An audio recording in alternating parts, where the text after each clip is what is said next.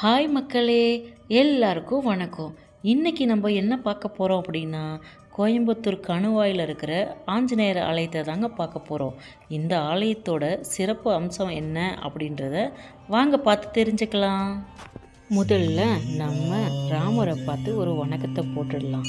ஏன்னா அனுமர் கோச்சுக்கு பாருங்க. வாங்க பார்க்கலாம்.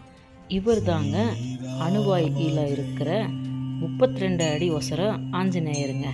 இந்த பாதம் பார்த்திங்கன்னா ராமருடைய பாதங்க. ராமருக்காகவே சேவை செய்கிறதுக்காக பிறந்தவர் நம்ம ஆஞ்சநேயருங்க.